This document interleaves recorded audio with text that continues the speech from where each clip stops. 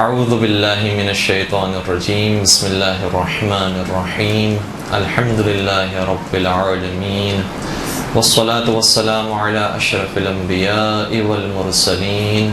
وخاتم النبیین سیدنا و مولانا ابی القاسم محمد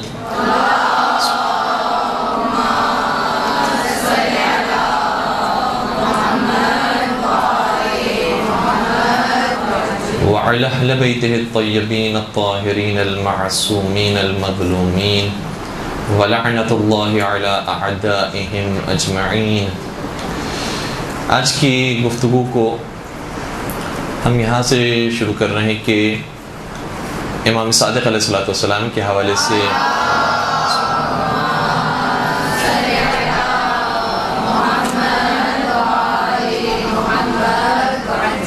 کچھ باتیں ہم نے عرض کرنے کی کوشش کی، اور اس کے بعد ماہ شوال کے بعد ماہ ذی القعدہ آنے والا ہے، اور ماہ ذی القعدہ کے اندر بھی گرچہ شہزادی بی بی معصومہ قوم کی ولادت بھی ہے،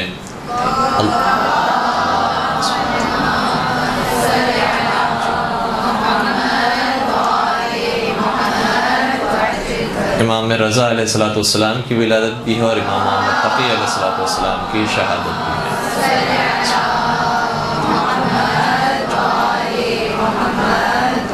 اور چونکہ بیوی کے حوالے سے اور امام رضا کے حوالے سے باتیں بیان ہو جاتی ہیں، ہونا بھی چاہیے، مزید اس کے اندر گنجائش موجود ہے، لیکن کسی نہ کسی حد تک لوگوں کو آشنائی ہے کہ کیسے انہوں نے زندگی گزاری تھی، کیونکہ مامون الرشید نے جب بلایا ہے امام رضا کو تو بہت سارے واقعات ایسے ہیں کہ جو ممبروں سے ہمارے بیان ہوتے رہتے ہیں، لیکن امام تقی علیہ السلام کے حوالے سے باتیں بہت کم بیان ہوتی ہیں، جبکہ ان کی عمر حیات 25 برس تھی، اور اس کم عمری کے اندر ان کی شہادت واقع ہوئی ہے۔ اور کسی ایک صاحب نے ہمیں بطور خاص یہ بات بھی کہی کہ جب مجھے پتہ چلا کہ 25 برس میں امام تقی علیہ السلام کی شہادت ہوئی ہے تو اتفاق سے انہی ایام میں ہمارے پڑوس میں کسی 25 سالہ جوان کا انتقال ہوا تھا، تو پھر مجھے احساس ہوا کہ پھر 25 برس میں امام کو اگر شہید کیا گیا ہے تو کتنی چھوٹی عمر تھی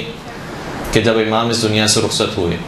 اور اتنے مظلوم امام کی ہم یاد مناتے ہی نہیں ہیں، ان کی تاریخ شہادت ہمیں یاد نہیں ہے، ہم ان کے بارے میں بیان نہیں کرتے۔ تو پھر اس کے بعد سے انہوں نے ارادہ کیا کہ ایک مقام پر وہ آخری ذیقت کو امام محمد تقی علیہ السلام کی شہادت کی مجلس کو منعقد کریں گے، تو امام محمد تقی علیہ السلام کی اس طریقے سے انہوں نے یاد منانا شروع کی۔ بہرحال امام تقی علیہ السلام ہو یا باقی ائمہ ہو، بہت کم بیان ہوتا ہے ہمارے ممبروں سے مولا علی کے بارے میں، امام حسن امام حسین علیہ السلام کے بارے میں، امام سجاد کے بارے میں، امام صادق کے بارے میں، امام رضا علیہ السلام کے بارے میں پھر بھی کسی حد تک بیان ہو جاتا ہے اور آشنائی ہوتی ہے،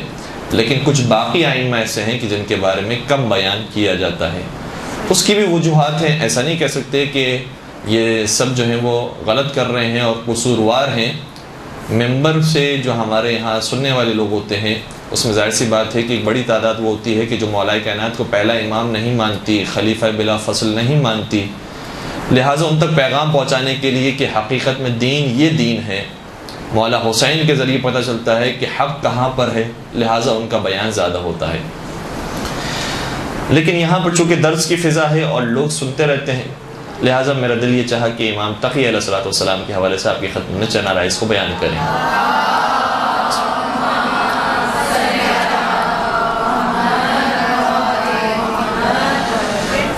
امام کی والدہ گرامی کا نام سبیکہ خاتون تھا، اور یہ نام بھی خود ایسا ہے کہ جو نیو میرڈ کپلز ہوتے ہیں وہ جب معلوم کرتے ہیں کہ ہمارے ابھی ولادت ہونے والی ہے کسی لڑکی کی یا لڑکے کی، تو ہم کون سا نام رکھیں جو ہمارے ماحول کے لحاظ سے بھی ہو، زمانے کے لحاظ سے بھی ہو، تو ان ناموں میں سے ایک نام ائمہ کی امام کی ماں کا جناب سبیکہ خاتون ہے۔ تو سبیکہ نام آج کل کے ماحول کے لحاظ سے مناسب بھی ہے، اسی طریقے سے ائمہ کی والدہ میں سے ایک امام کی والدہ کا نام سمانہ خاتون بھی ہے، زمانے کے امام کی والدہ کا نام نرجس خاتون ہے، اور باقی وہ جو نام جو عام طور پر ہم اپنی بیٹیوں کے ضرور رکھتے ہیں، فاطمہ ہیں، زینب ہے، سکینہ ہیں، ان ناموں کو بھی رکھا جائے، بہت اچھی بات ہے۔ اور فاطمہ نام کے بارے میں تو بہت زیادہ روایتیں آئی ہیں، اور اسی طریقے سے ائمہ اطہار علیہم السلام کے نام کے بارے میں جب روایتیں آئی ہیں تو یقیناً ان کی پاک والدہ اور ان کی پاک مادران گرامی، ان کے بارے میں بھی یہی بات ہونی چاہیے کہ جب ان کے رحم سے یہ پیدا ہوئے ہیں تو وہ بھی پاک ہستیاں ہیں، لہٰذا ان کے ناموں پر بھی اپنی بیٹیوں کے نام رکھا جائے تو بہت اچھی بات ہے۔ اچھا، اس میں ایک اور نقطہ یہ خاص ہے کہ جناب سبیکہ خاتون، ان کا شجر نسب ملتا ہے جناب ماریہ قبطیہ سے، جو نبی اکرم کی پہلے کنیز تھیں، اور اس کے بعد بعض افراد یہ کہتے ہیں کہ آخر تک وہ کنیز رہیں، لیکن بعض کہتے ہیں کہ نہیں، انہیں آزاد کرنے کے بعد ان سے شادی کی اور عقد کیا، جن سے جناب ابراہیم پیدا ہوئے، اور ابراہیم نبی اکرم ہی کے زمانے میں ان کی وفات ہو جاتی ہے، اور پھر واقعات تفصیلی ہو جائیں گے، اس لیے وہیں پر چھوڑ دیں اس بات کو۔ اور پھر جنت البقیع میں جناب ابراہیم کو دفنایا گیا ہے، اور جس طریقے سے جنت البقیع میں سارے مزارات مسمار ہیں، اسی طریقے سے نبی کے اس بیٹے جناب ابراہیم کا مزار بھی مسمار ہے، البتہ ان کی قبر جنت البقیع میں موجود ہے۔ تو جناب سبیکہ کا تعلق اور ان کا خاندان وہی خاندان ہے جو جناب ماریہ قبطیہ کا تھا، اور جناب ماریہ قبطیہ کا تعلق افریقہ سے تھا، افریقن کنٹریز میں سے جو تقریباً ساؤتھ افریقن کنٹریز جو ہیں ان میں سے کسی کنٹری سے ان کا تعلق تھا، اور جناب سبیکہ کا تعلق بھی انہی کے کسی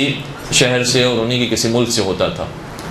اور یہ صرف ایک خاتون نہیں ہے کہ جو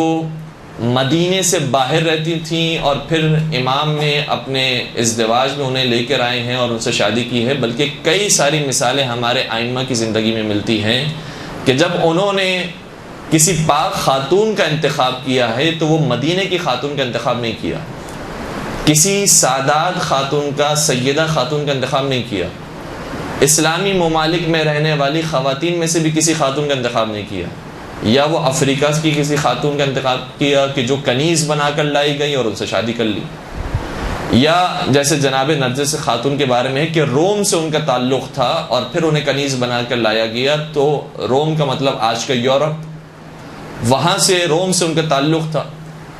تو اس کا مطلب یہ ہوا کہ زمانے کے امام کی والدہ روم سے تعلق رکھتی ہیں، امام تقی علیہ السلام کی والدہ افریقہ سے تعلق رکھتی ہیں، اسی طریقے سے ظاہراً امام علی نقی علیہ السلام کی والدہ وہ بھی افریقہ سے تعلق رکھتی ہیں۔ تو بہت ساری ایسی خواتین جو مدینے سے تعلق نہیں رکھتی تھی لیکن پاک کردار تھی، لہٰذا ائمہ نے ان کا بھی انتخاب کیا ہے۔ تو اس سے دو نتیجہ ہمیں نظر آتے ہیں، ایک بات تو یہ ہے کہ ائمہ کے انتخاب میں کوئی یہ قید نہیں ہے کہ ہمارے خاندان کا ہوگا تو ہم انتخاب کریں گے، ہمارے شہر کا ہوگا تو ہم انتخاب کریں گے، ہمارے دین اور مسلک پر ہوگا تو ہم انتخاب کریں گے، بلکہ جس کے اندر دیکھتے تھے کہ صلاحیت پائی جاتی ہے کہ وہ اللہ کی راہ میں قربانی دے سکے، جس کے اندر یہ صلاحیت پائی جاتی ہے کہ وہ معنوی طور پر ترقی کر سکے، اس کا انتخاب کرتے تھے۔ اور پھر اگر ان کا دین سے اور مکتب اہل بیت سے تعلق نہیں بھی ہوتا تھا تو انہیں پہلے کلمہ پڑھا کر اور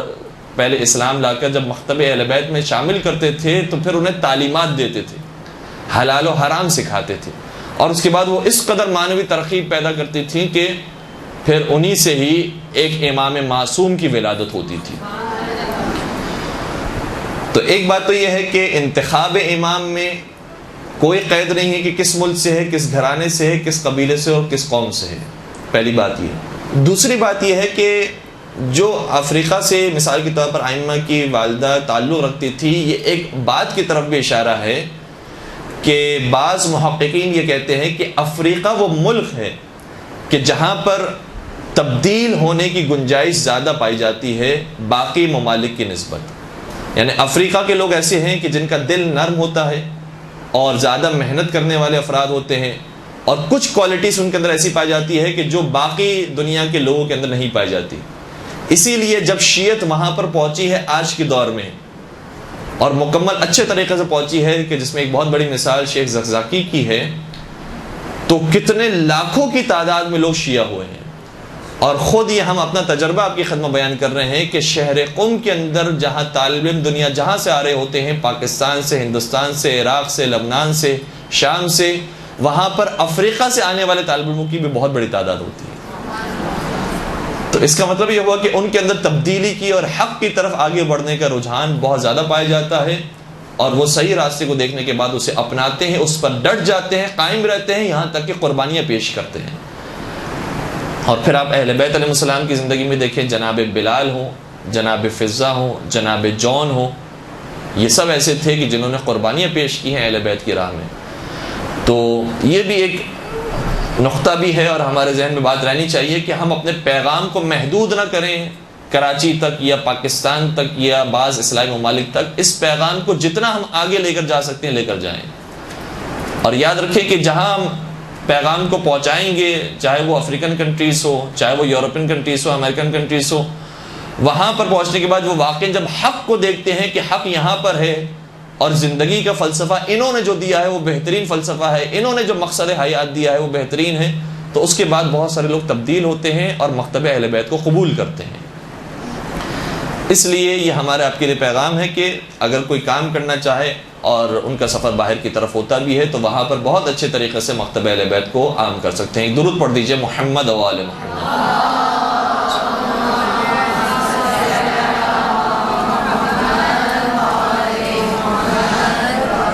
پھر 8ویں امام کے حوالے سے کچھ باتیں بیان کر کے 9ویں امام کی طرف آتے ہیں کہ 8ویں امام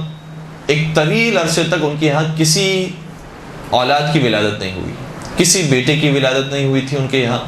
یہاں تک کہ ان کی عمر مبارک 47 برس تک ہو گئی تھی، 47 ایئرز کی ان کی ایج ہو گئی،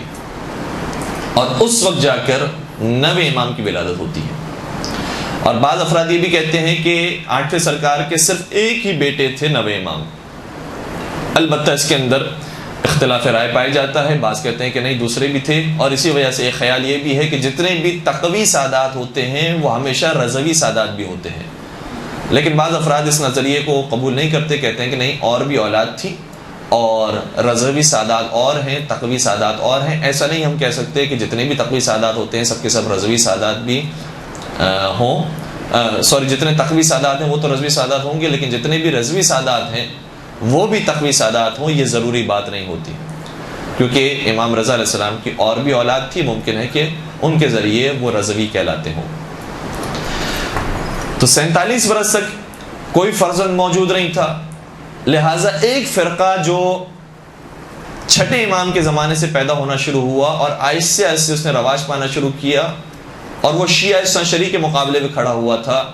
وہ آتا ہے امام رضا کے پاس اور کہتا ہے کہ دیکھ لیجئے کہ ہمارا عقیدہ صحیح تھا،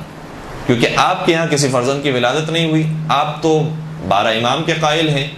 اور آپ کے یہاں اگر 12 امام موجود ہیں تو آپ 8ویں ہیں، 9واں کون ہے، 10واں کون ہے، 11واں کون ہے، اب تک تو کسی امام کی ولادت ہی نہیں ہوئی۔ لہٰذا اس فرقے میں سے جس فرقے کا نام ہے فرقہ واقفیہ، 7ویں امام کے بعد بعض لوگوں نے توقف اختیار کیا، اور بلکہ چھٹے امام کے بعد توقف اختیار کیا اور 7ویں امام کی امامت کو قبول نہیں کیا۔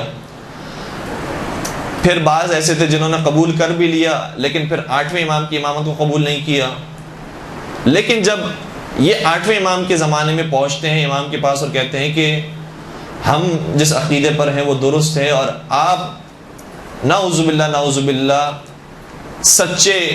امام اور سچے دعوے دار نہیں ہیں، تو اس وقت اس شخص کو امام یہ ارشاد فرماتے ہیں، اس شخص کا نام تاریخ میں ابن قیامہ ہے، یا پورا نام ظاہراً حسین بن قیامہ واسطی۔ یہ شخص جب آتا ہے اور کہتا ہے کہ اگر آپ واقعاً سچے امام ہیں تو بتائیے آپ کی اولاد کہاں ہے؟ تو امام نے اس وقت ارشاد فرمایا کہ کیا تم یہ قسم کھا کر کہہ سکتے ہو کہ میرے یہاں کوئی اولاد پیدا نہیں ہوگی؟ اور اگر تم یہ نہیں کہہ سکتے ہو تو پھر یہ کیوں بہت بڑا دعویٰ کرتے ہو کہ میری طرف جھوٹ کی نسبت دیتے ہو؟ اور پھر امام نے ارشاد فرمایا سیولد لی ولد، ان قریب میرے یہاں ایک اولاد کی ولادت ہونے والی ہے، اور پھر یہ بھی خبر دی کہ یہ ولادت وہ ہوگی، ظاہراً اس کا مفہوم یہ ہے کہ ولادت وہ ہوگی کہ جس کے بعد جو تشیع ہے اور اسلام ہے وہ عروج پائے گا، اور ان کی وجہ سے مسلمانوں میں خیر و برکت پائی جائے گی۔ اور جب امام نے یہ خبر دی ہے تو کچھ ہی دنوں کے بعد اور کچھ ہی عرصے کے بعد امام کی یہاں ولادت ہوتی ہے، امام محمد تقی علیہ الصلوۃ والسلام کی۔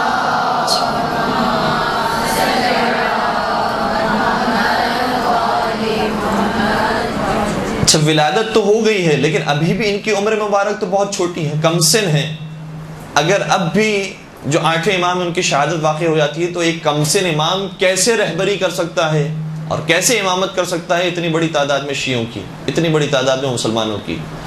لہٰذا یہ مسئلہ بھی درپیش تھا. چنانچہ اس قسم کے واقعات بھی پیش آئے. جیسے 8ویں امام کی خدمت میں ایک شخص آتا ہے، امام کا چاہنے والا ہے، صفوان بن یحییٰ اس کا نام ہے. امام کی خدمت میں آ کر یہ کہتا ہے اور عرض کرتا ہے کہ ان حدث حادث، اگر کوئی واقعہ پیش آ گیا، یعنی کوئی اتفاق، ناگوار اتفاق پیش آیا اور آپ کی شہادت ہو جاتی ہے، آپ کا انتقال ہو جاتا ہے، تو آپ کے بعد امام کون ہوگا؟ اس وقت امام تقی علیہ السلام کی عمر مبارک 3 برس کی تھی. تو 8ویں سرکار نے اپنے اس شہزادے کی طرف اشارہ کیا، فرمایا یہ امام ہوں گے. تو وہ تعجب سے دیکھنے لگا، وہ 3 برس کا بچہ کیسے ممکن ہے کہ امام ہو جائے؟ تو امام نے فوراً سے وہ آیت سنائی کہ جو قرآن کریم میں موجود ہے جناب عیسیٰ کے بارے میں، کہ جناب عیسیٰ کی جب ولادت ہوئی تھی تو انہوں نے شاہ فرمایا تھا انی عبد اللہ آتانی الکتاب وجعلنی مبارکا، کہ میں اللہ کا بندہ ہوں اور خدا نے مجھے کتاب عطا کی ہے، یعنی میں صاحب شریعت بھی ہوں اور مجھے مبارک قرار دیا ہے، میں برکت ہوں. تو کہا جس طریقے سے جناب عیسیٰ کم عمری کے اندر نبوت کو حاصل کر سکتے ہیں، اسی طریقے سے میرا یہ لال کم عمری کے اندر امامت کو حاصل کر سکتا ہے.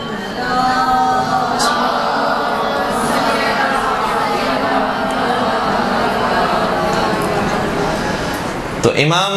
اس طریقے سے دلیل دیتے رہے اور قرآن سے ثابت کرتے رہے. نہ صرف یہ کہ جناب عیسیٰ کے بارے میں موجود ہے بلکہ جناب یحییٰ کے بارے میں بھی ایسا ہی ہے کہ قرآن کریم نے کہا یا یحییٰ خذ الکتاب، یا اس طرح سے ظاہراً یہ جملہ ہے کہ اے یحییٰ یہ شریعت کو لے لو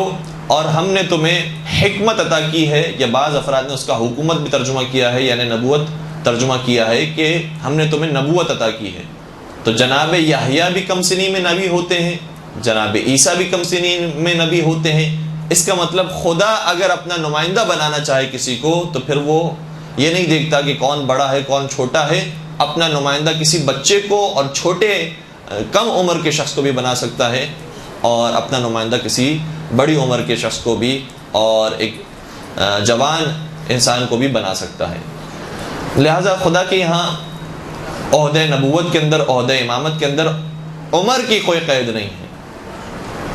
عمر کو قید میں رکھا جائے وہ الگ بات ہے، لیکن عمر کی قید کوئی نہیں ہے کہ بڑے ہوں تو امام ہوں گے، بالغ ہوں تو امام ہوں گے، رشید ہوں ظاہری طور پر تو امام ہوں گے. شروع ہی سے جب ولادت ہوتی ہے تو اسی طریقے سے ہوتی ہے کہ خدا انہیں امام بنا کر بھیجتا ہے،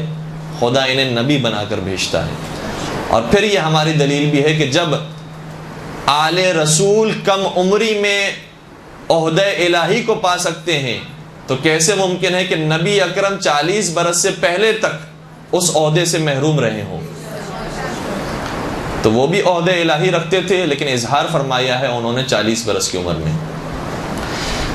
تو یہ ماحول امام نے ویسے بنانے کی کوشش کی. حج کا واقعہ بھی پیش آیا، مدینہ کے اندر بھی بیان کیا کہ اگر میرے ساتھ کوئی واقعہ پیش آتا ہے، شہادت ہو جاتی ہے تو یہ امام ہوں گے. لیکن بہرحال اطلاع اس قدر عام نہیں تھی اور لوگوں تک نہیں پہنچی تھی، یہاں تک کہ 8ویں سرکار کو ایران بلایا گیا اور وہاں تقریباً 3 سال امام قیام کرتے ہیں اور اس کے بعد شہادت واقع ہو جاتی ہے. جب شہادت ہو جاتی ہے تو پھر شیعوں کے لیے سوال پیدا ہوا کہ اب امام کون ہے. کچھ افراد تھے جو جانتے تھے کہ یہ امام ہے، امام تقی، لیکن اکثریت وہ تھی کہ جو ناواقف تھی، نہیں جانتے تھے کہ واقعا اس زمانے کا امام کون ہے. لہٰذا اب وہ تحقیقات کرنے کے لیے، اور اب مختلف گروہ آئے ہیں مدینہ میں تحقیق کرنے کے لیے کہ کون ہے ہمارے زمانے کا امام. ایک گروہ آتا ہے کہ جو بغداد سے تعلق رکھتا ہے، شیعوں کا گروہ ہے جس میں بزرگان شیعہ موجود ہیں. اور ظاہر سی بات ہے کہ آپ محسوس کریں کہ جب ہم کسی مجتہد کے بارے میں بھی جاننا چاہتے ہیں کہ واقعا یہ عالم ہے یا نہیں ہے، مثال کے طور پر خدا حیات دے سلامت رکھے آیت اللہ سستانی کو، آیت اللہ خامنہئی کو، لیکن جب ان کا انتقال ہوتا ہے تو ہمارے یہاں بھی تشویش پیدا ہو جاتی ہے کہ اب اس کے بعد مرجع عالم کون ہے، مجتہد عالم کون ہے. تو جو بڑے بڑے افراد ہوتے ہیں ان کو بھیجا جاتا ہے معلومات لینے کے لیے کہ آپ بتائیے کہ آپ کی نظر میں کون تھے، آپ نے کیا معلومات لی. لہٰذا 8ویں سرکار کی شہادت کے بعد بھی جو بزرگان شیعہ تھے بغداد میں سے، کیونکہ بغداد ایک بہت بڑا مرکز تھا شیعوں کا، وہاں سے علماء جاتے ہیں مدینہ کی طرف اور معلومات لینے جاتے ہیں کہ اب امام کون ہے۔ ہوا یہ کہ جب مدینہ پہنچے تو کیا دیکھا کہ امام صادق علیہ السلام کا جو بنایا ہوا گھر تھا جہاں پر عام طور پر بعد والے ائمہ رہتے تھے، وہ گھر میں تو خالی تھا، وہاں پر کوئی موجود نہیں تھا۔ لہٰذا بتایا گیا کہ سریا کے ایک مقام ہے، وہاں پر جائیں، وہاں پر ایک اجتماع لگا ہے اور یہ فیصلہ ہونے والا ہے کہ اب امام کون ہے۔ یہ افراد جو ہیں وہ وہاں پہنچتے ہیں اور دیکھا کہ ایک شخص ہے جو مسند پر بیٹھا ہوا ہے، بہت بوڑھا ہے، اور جب معلوم کیا ان کے بارے میں تو پتہ چلا کہ یہ 8ویں امام کے بھائی ہیں اور 7ویں امام کے فرزند ہیں۔ یہ بیٹھے ہوئے مسند پر اور کہہ رہے ہیں کہ اب جو شیعت کی امامت ہے وہ میرے ہاتھوں میں ہے۔ جب انہوں نے دعویٰ کیا تو جو بڑے بڑے بزرگان تھے انہوں نے تو یہ اس دعوے کو سن کر ہی فیصلہ کر لیا کہ اس کا مطلب یہ امام نہیں ہو سکتے۔ کیوں؟ کیونکہ نبی اکرم کی یہ متواتر حدیث ہے کہ امامت ہماری آل میں چلتی رہے گی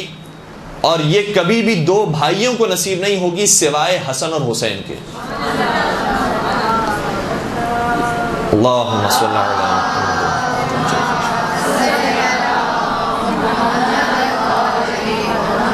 لہٰذا امام رضا کے جو بھائی کہہ رہے ہیں کہ اب امامت مجھے ملی ہے، اس کا مطلب یہ جھوٹا دعویٰ ہے کہ بھائی اب امام نہیں ہو سکتے، اب یہ امامت اولاد میں چلے گی۔ لیکن پھر بھی ان کی بات سن لیتے ہیں، ہو سکتا ہے کہ ان کے پاس کوئی ایسی دلیل موجود ہو، کوئی معجزہ موجود ہو، کوئی کمالات موجود ہو کہ جس کے بعد ہم ان کی امامت کو قائل ہو جائیں۔ دیکھا کہ مجمع میں سے ایک شخص کھڑا ہوا اور سوال کیا کہ اگر کوئی شخص کسی جانور کے ساتھ بدفعلی کرتا ہے تو اس کی کیا سزا ہے؟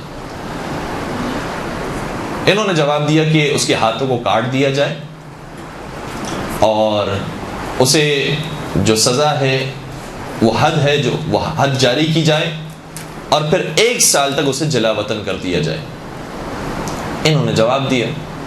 دوسرا شخص کھڑا ہوا، دوسرے شخص نے سوال کیا کہ اگر ایک مرد اپنی بیوی کو اس طریقے سے طلاق دیتا ہے کہ کہتا ہے کہ تجھے طلاق ہے اتنی مرتبہ کہ جتنے آسمان میں ستارے پائے جاتے ہیں، کوئی معلوم ہوتا ہے بہت بیزار آدمی تھا، کہ اتنی طلاق جتنے آسمان میں ستارے پائے جاتے ہیں تو کتنی طلاق شمار ہوگی؟ 1 طلاق، 3 طلاق یا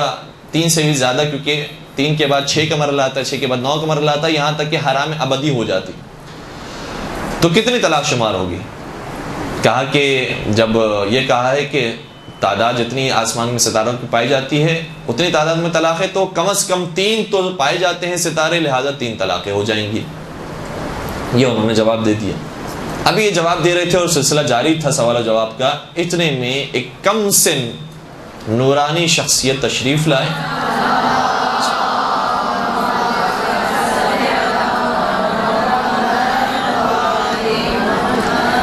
اور وہ اسی مسند پر آ کر بیٹھنا چاہتے تھے جہاں پر وہ شخص بیٹھا ہوا تھا، تو امام کے جاہو جلال کو دیکھ کر وہ اپنی جگہ سے کھڑا ہو گیا اور امام کو جگہ دی، اور وہ کم سن امام آ کر اس مسند پر بیٹھے، اور جیسے وہ مسند پر تشریف رکھتے ہیں لوگوں نے سوالات کرنا شروع کیے۔ ان سوالات کرنے والوں میں سے یہ 2 افراد بھی موجود تھے جنہوں نے پہلے سوال کیا تھا، دوبارہ سے انہوں نے یہ سوال تکرار کیا اور کہا کہ آپ کیا کہتے ہیں اس شخص کے بارے میں کہ اگر کوئی شخص کسی جانور سے بدفعلی کرتا ہے تو اس کی کیا سزا ہے؟ تو امام نے شاہ فرمایا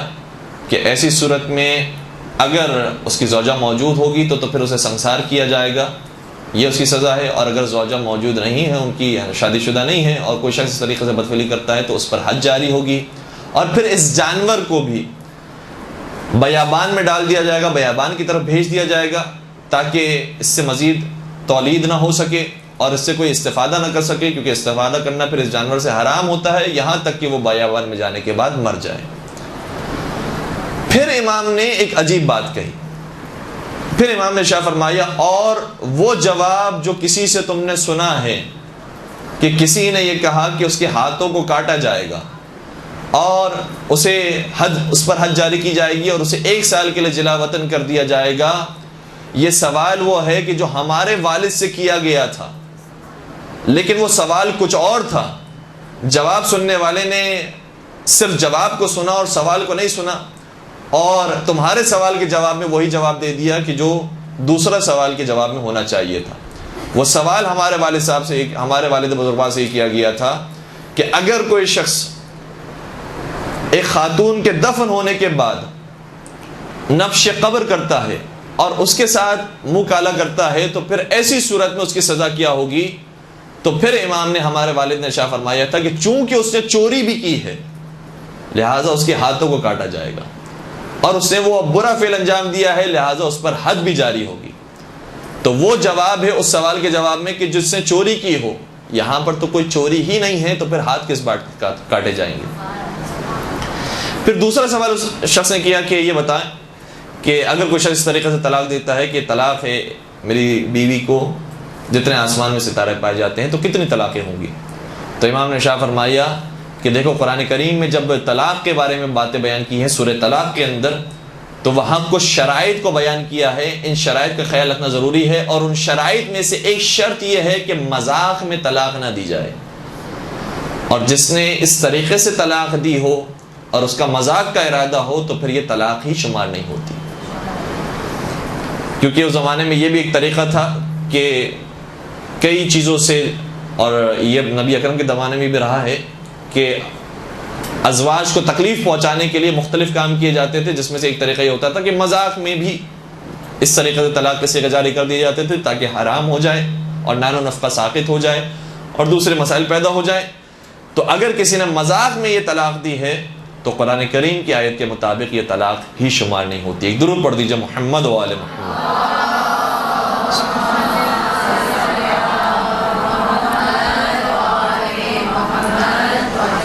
اسی طریقے سے ایک اور گروہ بھی ہے جو جاتا ہے امام سے ملاقات کرنے کے لیے،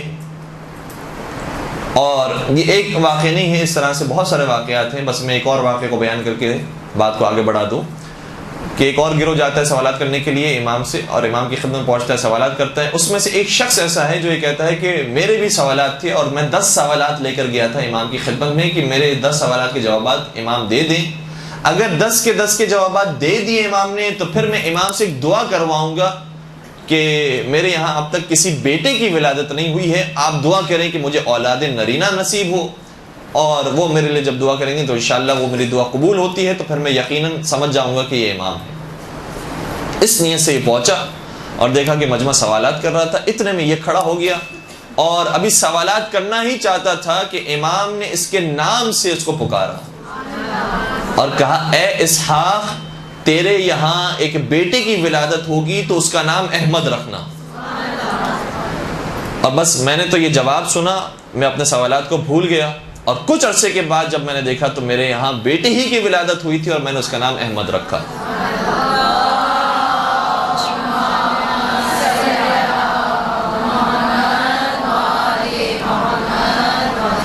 تو اس طریقے سے لوگوں کو معلوم ہونے لگا کہ کم سنی کے عالم میں بھی اور نابالغ، جو عام طور پر ہمارے یہاں شرعی لحاظ سے عام افراد کے لیے عمر ہوتی ہے 15 برس کی، اس سے پہلے بھی اگر یہ امام ہونا چاہیں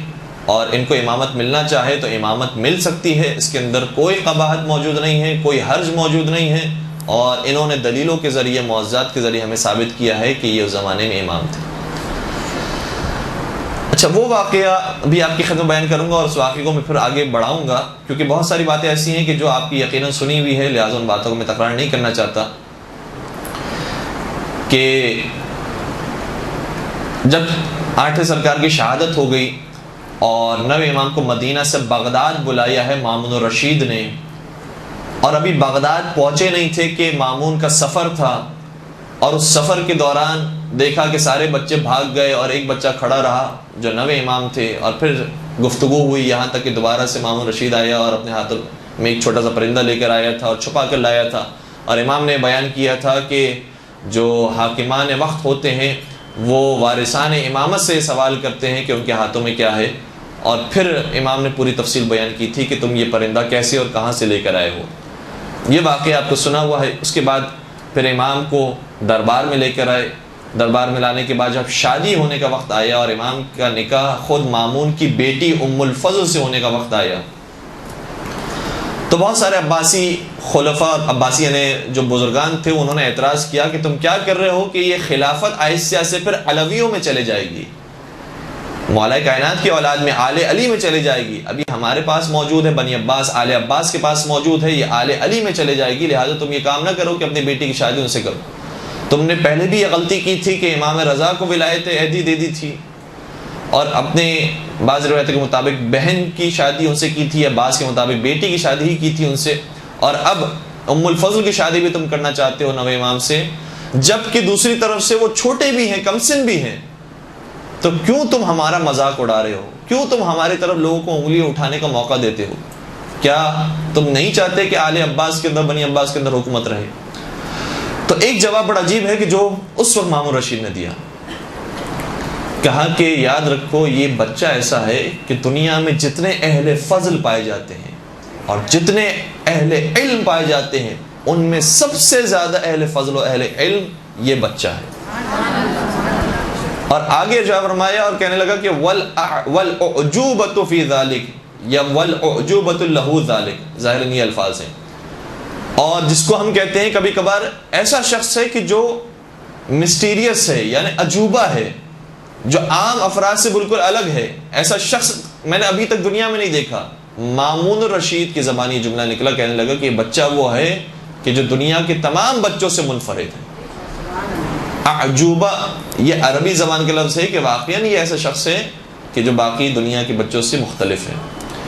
پھر اس کے بعد کہا کہ نہیں، ہم اس بات کو کیسے مان سکتے ہیں، مامون الرشید کے ساتھ تو ملاقات ہو چکی تھی لیکن باقی افراد کے اوپر ثابت نہیں تھا، چنانچہ امام کو اس دربار میں بلایا گیا کہ جہاں پر یحییٰ ابن اقسم موجود تھا۔ یحییٰ ابن اقسم کے ساتھ کیا مناظرہ ہوا وہ بھی ایک مناظرہ آپ کا سنا ہوا ہے، لہٰذا اس مناظرے کو بیان نہیں کروں گا۔ البتہ ایسا نہیں کہ ایک مناظرہ ہوا، تقریباً ظاہراً ہمارے بھی مطالعے کے اندر 3 مرتبہ یحییٰ ابن اقسم سے ملاقات ہوئی ہے۔ وہ پہلی ملاقات تھی کہ جب امام نے ارشاد فرمایا تھا، جب اس نے سوال کیا کہ حالت احرام میں اگر کوئی شکار کر لیتا ہے تو اس کا کیا حکم ہے، تو امام نے ارشاد فرمایا کہ اگر وہ شکار کرتا ہے تو کیا وہ جان بوجھ کر شکار کر رہا ہے حالت احرام میں؟ میں آپ کے شروطوں کو جو دیکھ پا رہا ہوں ایسے محسوس ہو رہی ہے کہ جیسے کوئی یہ نیا واقعہ میں آپ کی خدمت بیان کر رہا ہوں۔ حالت احرام میں چونکہ شکار کرنا حرام کام ہے اور اس پر کفارہ واجب ہو جاتا ہے، لہذا جب یہ سوال کیا تو امام نے اس کے جواب میں کہا کہ اگر یہ اس نے گناہ کا کام اور ایسا کام جس سے کفارہ واجب ہوتا ہے جان بوجھ کر کیا ہے تو الگ مسئلہ ہے، اگر غلطی سے کیا ہے تو الگ مسئلہ ہے، اگر ایک مرتبہ کیا ہے تو الگ مسئلہ ہے، اگر وہ پہلے بھی اس طرح کی غلطیاں کر چکا ہے تو الگ مسئلہ ہے، اگر وہ بالغ ہے اور یہ شکار کیا ہے تو الگ مسئلہ ہے، اگر نابالغ ہے اور شکار کیا ہے تو الگ مسئلہ ہے، اگر یہ شکار چھوٹا ہے، چھوٹے جانور کا ہے تو پھر الگ مسئلہ ہے، اگر کسی بڑے جانور کا شکار کیا ہے تو الگ مسئلہ ہے، اگر کسی چوپاہے کا شکار کیا ہے تو الگ مسئلہ ہے، کسی پرندے کا شکار کیا ہے تو الگ مسئلہ ہے، اگر حرم میں رہ کر شکار کیا ہے تو الگ مسئلہ ہے، اور حل میں جانے کے بعد شکار کیا ہے تو الگ مسئلہ ہے۔ تو یہ شکیں بیان کرنا شروع کی، تقریباً 22 یا 24 شکیں ہیں 2 روایتوں کے مطابق۔ یہ جب فرزند رسول نے بیان کی تو یحییٰ ابن اقسم شش و پنج میں مبتلا ہو گیا اور حیران رہ گیا کہ اتنا چھوٹا بچہ اتنی ساری شکیں اس نے بیان کر دی، اور میرے ذہن میں تو صرف ایک جواب تھا کہ حالت احرام میں اگر کوئی شکار کرے تو کیا ہوتا ہے۔ لہٰذا کہنے پر مجبور ہو گیا کہ اے فرزند رسول، آپ نے جو شکیں بیان کی ہیں اس کا جواب بھی آپ ہی دیجئے، اور امام نے پھر سارے شکوں کے جوابات دیے، یہاں تک کہ پھر امام کا جب موقع آیا مامون رشید نے کہا کہ اب آپ سوال کیجئے۔ امام نے سوال کیا، اور وہ سوال بھی آپ کے یقین ذہن کے اندر ہوگا کہ ایک شخص ہے کہ جو صبح کے وقت ایک عورت کے لیے حلال ہوتا ہے، پھر بعد میں حرام ہو جاتا ہے، پھر حلال ہوتا ہے، پھر حرام ہوتا ہے، پھر حلال ہوتا ہے، پھر حرام ہوتا ہے، اور پھر اس کی تفصیلات پوری مکمل طور پر امام نے بیان کی۔ البتہ یہ روایت ایسی ہے کہ جو 9ویں امام اور یحییٰ ابن اقسم کے مناظرے بھی موجود ہے، اور 8ویں امام اور ہارون الرشید کی گفتگو کے اندر بھی یہی روایت موجود ہے، اور تقریباً یہی مناظرہ ہے کہ جو آیا ہے۔ بہرحال یہ جب مناظرہ ہو گیا تو لوگوں پر ایک تو ثابت ہو گئی بات کہ امام اس عمر میں ہونے کے باوجود بھی واقعاً سب سے بڑے اس دنیا کے عالم دین۔ یحییٰ ابن اقسم کون شخص ہے؟ یحییٰ ابن اقسم اپنے زمانے کا قاضی القضات ہے، یعنی آپ یہ سمجھ لیجئے کہ آج ہمارے زمانے کا کوئی بچہ آیت اللہ سستانی سے مناظرہ کرنے کے لیے جائے اور آیت اللہ سستانی جب کوئی سوال کرے تو اتنی شکیں بیان کرے کہ آیت اللہ سستانی کہیں کہ بھائی میرے پاس بھی اتنا علم نہیں جتنا تمہارے پاس۔ تو یہ وہ شخص ہے یحییٰ ابن اقسم، اپنے زمانے کا سب سے بڑا عالم۔ خود مامون الرشید کے بارے میں ہے کہ وہ بہت بڑا عالم تھا، علم 2 شخص تھا، اور مولا کائنات کی وہ جو حدیث ہے جس میں بیان کیا ہے کہ میرے بعد جو خلفاء آئیں گے ان کے کیا کیا حالات ہوں گے، اس میں سے جب مامون الرشید کے بارے میں جملہ آیا تو فرمانے لگے وَثَامِنُهُمْ أَعْلَمُهُمْ، جو ان کا 8واں خلیفہ ہوگا وہ سب سے بڑا عالم ہوگا۔ تو مولا کائنات نے اس کی تعریف میں بات بیان کی ہے کہ وہ سب سے بڑا عالم ہوگا، لیکن مامون الرشید اپنے زمانے کا سب سے بڑا عالم ہونے کے باوجود بھی یحییٰ ابن اقسم کو اپنے سے بھی بڑا عالم سمجھتا تھا۔ وہ ہے یحییٰ ابن اقسم، خود قاضی نہیں بنا ہے، خود قضاوت نہیں کرتا تھا، جبکہ عام طور پر خلفاء یہی کام کرتے تھے کہ خود قاضی ہوا کرتے تھے، لیکن اس سے دیکھا کہ یحییٰ ابن اقسم مجھ سے بھی بڑا عالم دین ہے، لہٰذا اسے قاضی القضات بنایا تھا۔ اس یحییٰ ابن اقسم کو امامت کے ایک شہزادے نے اور وارث امامت اور نبوت نے 9 برس کی عمر میں ذلیل و رسوا کر دی۔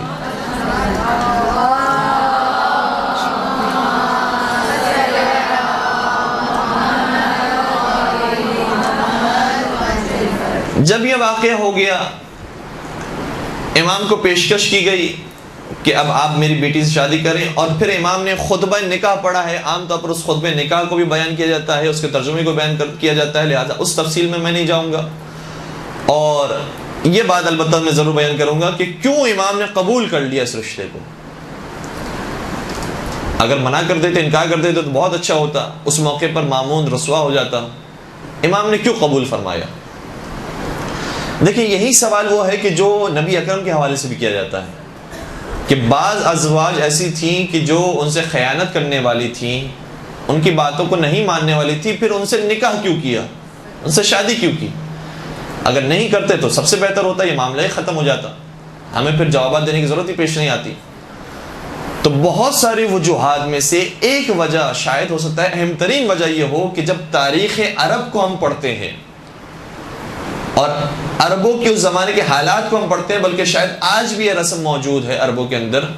کہ جب ہم عرب ہسٹری کو ہم پڑھتے ہیں تو محسوس یہ ہوتا ہے کہ جب وہاں پر ایک باپ اپنی بیٹی کو کسی مرد کے سامنے پیش کرتا اور کہتا ہے کہ یہ میں اپنی بیٹی تمہارے نکاح میں دینا چاہتا ہوں، تو بہت برا اور شاید سمجھ لیجئے کہ گالی سے بھی بدتر یہ کام ہوتا ہے کہ مرد ایسے موقع پر انکار کر دے اور کہے کہ میں تمہاری بیٹی کو قبول نہیں کروں گا۔ یہ بہت زیادہ بڑی بے عزتی ہوتی ہے عربوں کے لیے، یعنی ایسا ہوتا ہے کہ جیسے اس نے اعلان جنگ کر دیا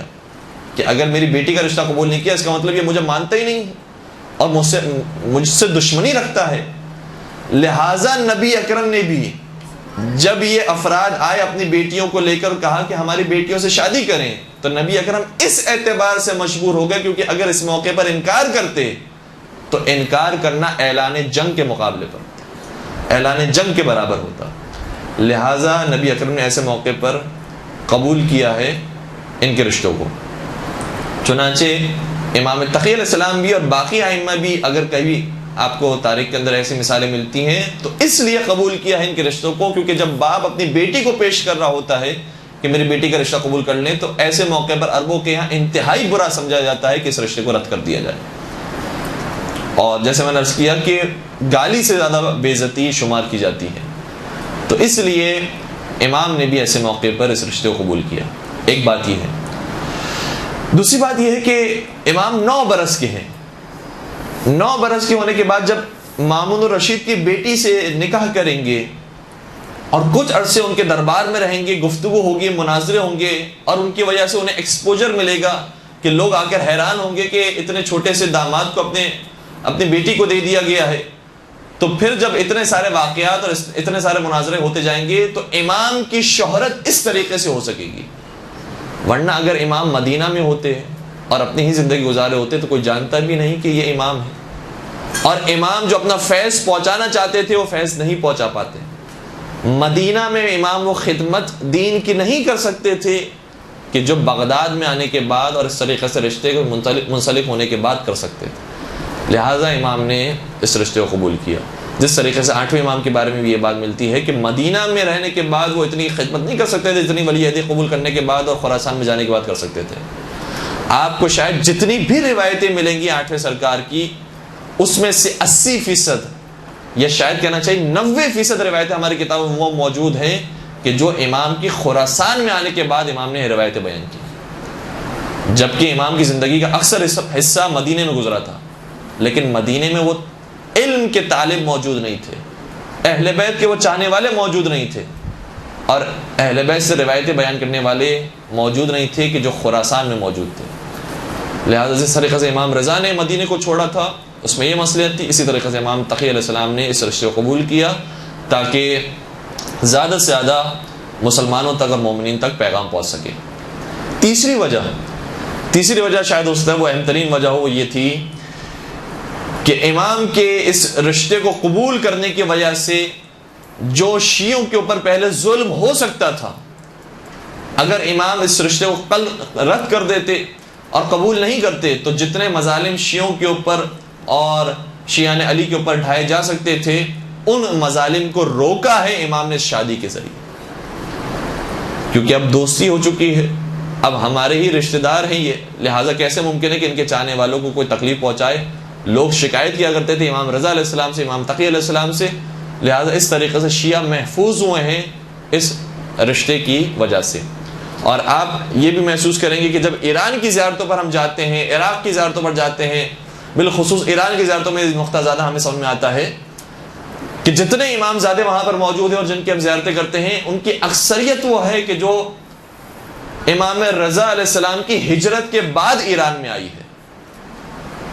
ان سے پہلے تک کوئی اور ہمیں امام زادہ وہاں پر نظر نہیں آتا. یہ جتنے امام زادے وہاں پر موجود ہیں آٹھویں امام کے زمانے کے بعد کے امام زادے ہیں. صحیح ہے کسی کا تعلق امام حسن مجتبیٰ کی آل سے، کسی کا تعلق امام حسین کی آل سے، کسی کا تعلق امام سجاد کی آل سے، لیکن ایسا کوئی بھی آپ کو نہیں ملے گا کہ جو امام سجاد کا بلا واسطہ بیٹا ہو، سگا بیٹا ہو اور وہ ایران میں موجود ہو. نہیں، واسطوں کے ساتھ ملیں گے آپ کو، اور وہ بھی 8ویں امام کے زمانے کے بعد کے اولاد ہیں. وہ وہاں پر پہنچے ہیں. کیوں پہنچے ہیں؟ کیونکہ جب 8ویں امام نے خراسان کا سفر اختیار کیا اور امام کو ولی عہد بنا دیا گیا ہے، امام کے ساتھ رشتے ازدواج میں اپنی بہن یا بیٹی دے دی گئی ہے، تو اس کے بعد وہ محبت اور وہ دوستیاں پیدا ہو گئی کہ جس کے بعد اب کوئی شیعوں کے اوپر مظالم نہیں اٹھا سکتا، تکلیف نہیں پہنچا سکتا. اس لیے سیدوں نے، سادات کرام نے اور بہت سارے مومنین نے رخ کیا ہے ایران کا، خراسان کا اور عراق کا. اس وجہ سے وہاں پر امام زادوں کی تعداد ہمیں زیادہ نظر آتی ہے. درود پڑھ دیجئے محمد و آل محمد.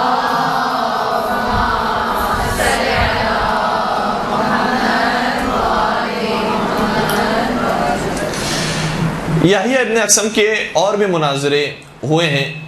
امام سے، اور ان کو بیان کرنے سے پہلے بس ایک روایت بیان کروں اور پھر یہ ان مناظرات کو آپ کی خدمت بیان کروں. ایک موضوع کو دوبارہ سے میں شروع کروں. امام جب شادی ہو چکی اور فوراً ہی امام نے کچھ عرصے کے بعد پھر مدینے کا سفر اختیار کیا، کہا کہ مجھے مدینۃ الرسول جانا ہے. اور ایک مرتبہ بلکہ یہ واقعہ بھی پیش آیا کہ دسترخوان پر مامون بھی موجود ہے، امام بھی موجود ہیں. مامون نے اپنے صرف دل میں خیال کیا کہ نوے امام تو یہاں پر آ کر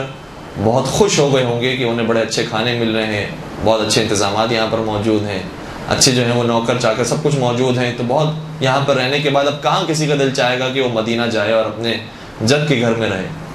ایسے موقع پر امام نے شاہ فرمایا کہ یاد رکھو مدینے کی جو کی روٹی اور مدینے کا نمک مجھے اس کھانے سے زیادہ بہتر ہے کہ جو تو نے میرے سامنے رکھا.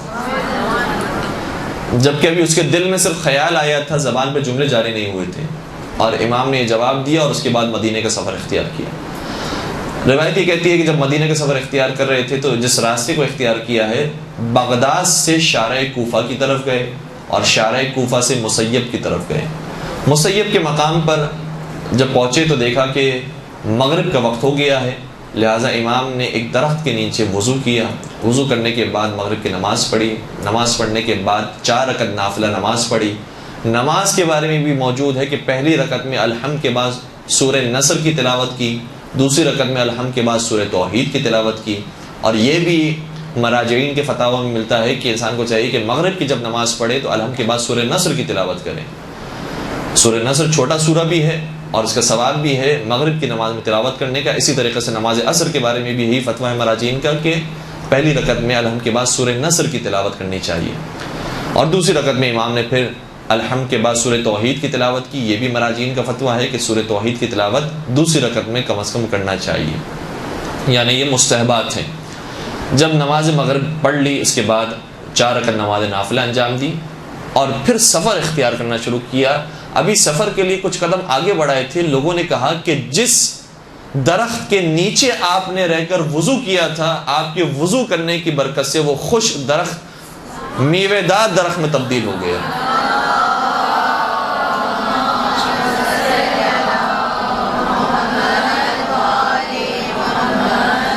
اور لوگوں نے اس کے میوے کو جب کھایا، اس کے پھل کو کھایا، تو کہتے ہیں اتنا لذیذ پھل تھا کہ ہم نے ایسا پھل اب تک دنیا میں نہیں کھایا تھا۔ اور عجیب بات یہ ہے کہ شیخ مفید کے بارے میں ابن شہر عاشوب نے کتاب المناقب کے اندر لکھا ہے کہ شیخ مفید نے بھی اسی درخت کا پھل چکھا ہے،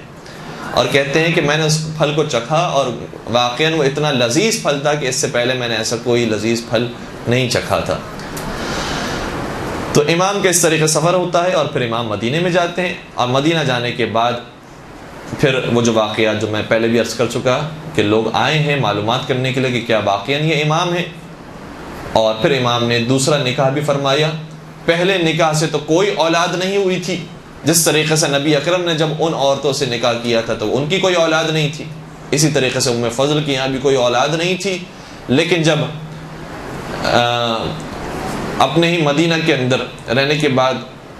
ازدواج کیا تو وہاں سے پھر 10ویں سرکار امام علی نقی علیہ الصلوۃ والسلام کی ولادت ہوتی ہے۔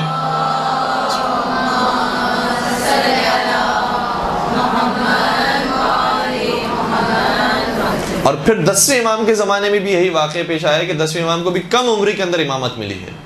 بلکہ شاید کہنا چاہیے کہ 9ویں امام سے بھی چھوٹے تھے، 1 سال شاید اور چھوٹے تھے، روایتوں میں اختلاف ہے، لیکن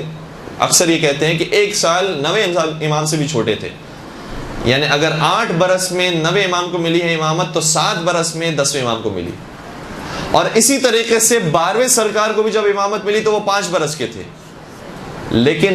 علماء یہ کہتے ہیں کہ 9ویں امام نے کم سنی کے عالم میں اتنے مناظرے کیے ہیں اور اپنے علم کا اتنا سکہ جما دیا ہے کہ اس کے بعد کسی کے ذہن میں سوال پیدا نہیں ہوا کہ امام نابالغی کی عمر میں کیسے امام ہو سکتا، پھر کسی کو کوئی تشویش نہیں ہوئی اور شک و شبہ پیدا نہیں ہوا۔ برحمتك يا أرحم الراحمين وصلى الله على محمد وآله